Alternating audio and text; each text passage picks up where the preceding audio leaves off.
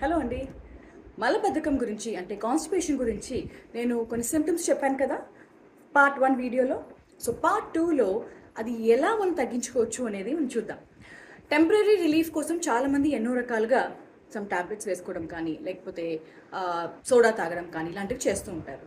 కానీ కంపల్సరీగా అసలు కాన్‌స్టిపేషన్ మనకి దరిదాపుల్లో రాకుండా ఉండాలి అంటే మాత్రం మీ ఆహారంలో మీరు కౌంట్ చేసుకోండి.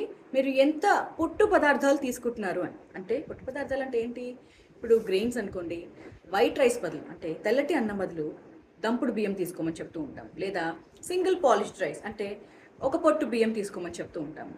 లేదంటే గోధుమలు తీసుకోమంటాము. లేదంటే చిరుధాన్యాలు తీసుకోమని చెప్తూ ఉంటాం. సో వీటిల్లో పీచు పదార్థాలు ఎక్కువగా ఉంటాయన్నమాట. అందుకనే ఇవి కొంచెం ఎక్కువగా తీసుకుంటూ ఉండాలి. దాంతోపాటు పప్పు చాలామంది తీసుకుంటూ ఉంటారు. కానీ పొట్టు ఉన్న పప్పు ఎంతమంది వాడతారు? లేదంటే శనగలు, తర్వాత రాజ్మా శనగలు ఇలాంటివి ఎంతమంది వాడతారు? వారంలో 1, 2 సార్లైనా సరే మీరు వాడతారా? సో ఇలాంటివి చెక్ చేసుకుంటూ ఉంటే మంచిది. పళ్ళు కూడా కంపల్సరీగా తీసుకోవాలి. అన్ని పళ్ళల్లో మనకి పీచు పదార్థం బాగా ఉంటుంది కాబట్టి జ్యూస్ రూపంలో కాకుండా పండులాగా తీసుకున్నారు అంటే చాలా మంచిది.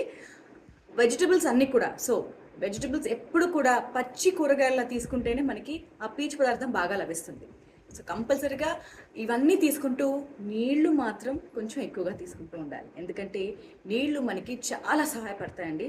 నీళ్లు మనకి కాన్స్టిపేషన్ తగ్గించడమే కాదు, మనకి మోషన్ ఫ్రీగా అవ్వడానికి మాత్రమే కాదు, స్ట్రెస్ రిలీఫ్ చేయడానికి, స్కిన్ హెల్త్, చర్మం బాగుండడానికి, తర్వాత దీంతో పాటు వచ్చి వెయిట్ లాస్కి కూడా మనకి చాలా మంచిది అనమాట. సో ఇండైరెక్ట్గా మనకి బాగా హెల్ప్ అవుతుంది. అందుకనే నీళ్లు కంపల్సరీగా ఎక్కువ తీసుకోండి.